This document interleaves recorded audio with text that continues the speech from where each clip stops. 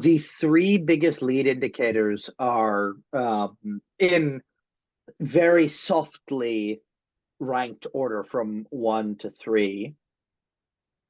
The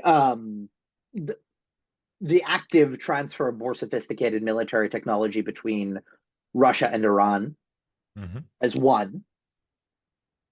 The a major increase in the sort of low-level violence that we saw swell up over the past 6 to 8 weeks. That also includes some kind of rocket and missile activity as 2, and as 3, Israeli either mobilization or major rehearsals for strike operations. And how do we track that best? Like, because it's like, it's all kind of like, okay, so I understand the trouble thing with maybe like the rockets or you can see that, yeah, attacks. you can see that stuff online. You can see this in the news, but like, okay, so the active transfers, we probably can like, look at active this transfers, well. You will see, because Iranian weapons, either or both, more likely, Iranian weapons will start showing up in Russia. Right. Or, and here's the real big one here, Iran either openly or denies it, conducts a nuclear test. Okay. Both of those will be latently visible about 2 weeks after they get moving. And I mean, you'll see the Iranian missiles blowing up in Ukraine. They'll be reported.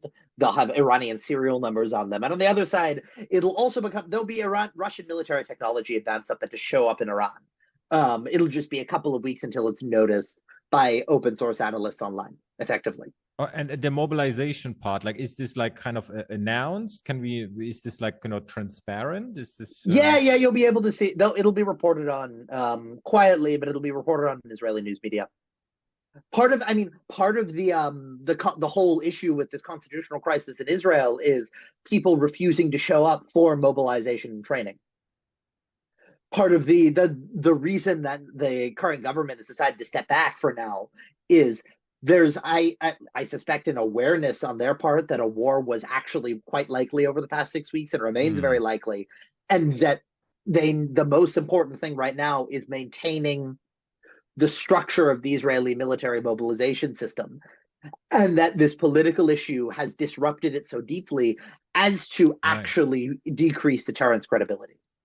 So you'll see that the advantage of these three things is you can see them all happening live, and they will all show up in normal news media. So you're kind of saying like Netanyahu is actually a peacemaker because of this was distraction not to mobilize, kind of, right? Yeah, well, I think that was I mean, I don't know if he's a peacemaker, but the really complicated thing here is who's actually driving what aspect of this reform. This reform is getting at a really bad structural problem in Israeli society that's existed and become worse and worse since labor lost its stranglehold on power back in the 70s and 80s, and is only intensified until now. And all of it's wrapped up in these questions about Israeli identity and Jewish identity and the future of the state. And the fundamental problem is this, again, the Israeli society is not structured to have these conversations. It's similar to culture war hot button issues in the US, but it's worse in some ways because the political system in the US, at least, is federalized. So there are different levers of debate at different levels of the system. In Israel, that's not the case. It's an all or nothing kind of proposition. So Netanyahu is walking a tightrope now between dealing with his coalition and having this thing blow up in his face. And we'll see. We'll see how long the threat of war keeps the coalition from pushing ahead again.